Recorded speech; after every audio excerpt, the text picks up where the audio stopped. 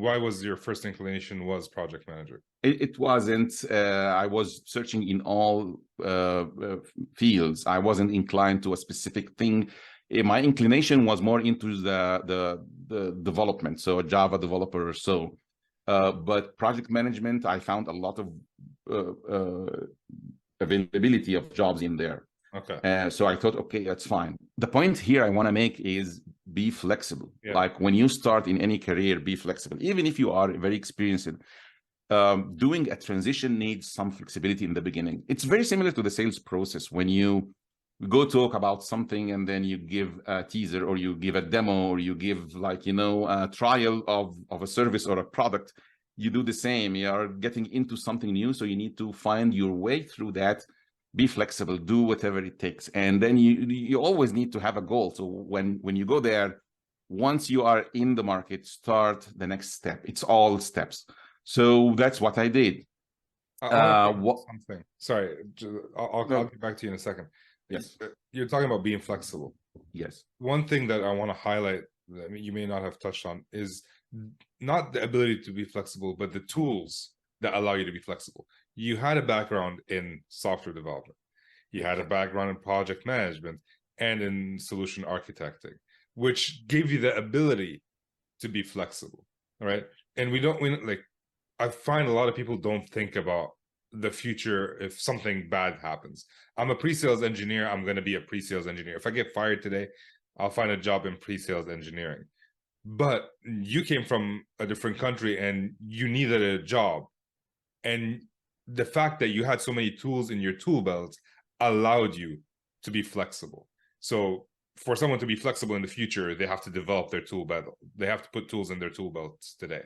That's very true, Ramzi. So flexibility here means to be able to use the different tools that you have or the different skills that you have in order to use them for finding the opportunity. Again, not to say, okay, I was working as a senior architect in a specific place, and then that's what I'm going to do.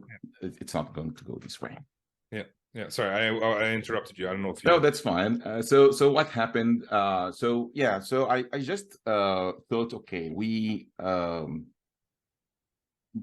I want to find a job, and I found this opportunity on LinkedIn, asking for an Apex developer. That's the tool I told you about. Yeah. And there was about 2 or 3 people in the state of Texas who would know this tool because it wasn't very popular. So I applied, and when I applied, they accepted me in a week time. Yeah. And a couple of days after they accepted me, they canceled the whole project, and they said, yeah, we are not going to use it anymore. So now I was in there. Okay, I have been there for a week. What am I going to do? They said, can you write JavaScript? And do you do development on Oracle? I did this like maybe 15 years before that time back then. But I said, yeah, of course I do. And then I went back home and I started studying and reviewing like crazy because I wanted to remember like software development is like, you know, exercise. You need to practice. But then I started working on it.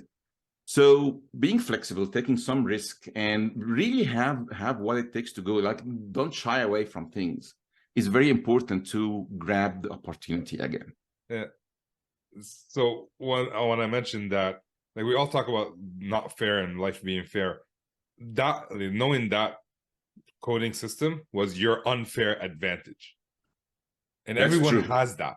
Everybody has something. Everybody. And you just have to figure what that is. Exactly. And find the opportunities that match that. Yes. So yeah, I love that. Go ahead. 2 things. Everybody has some hardcore skills that they learn. And I'm talking about the IT career because that's what I know, but it goes with any career. Yeah. So you might have an advantage because you wear the security whiz while at high school or in college, or you know how to do networks like crazy, or you do software development. So all these backgrounds are helping, but then everyone will have their own soft skills as well. So someone is like a people's person. He's like a network, walking network. Someone else is like very good at describing things and teaching things. That's how I am, and that's where I transitioned into pre-sales because of this part. So everyone will have a way. The important point is really to find out these skills and emphasize them and use them and utilize them to find your opportunity and go through.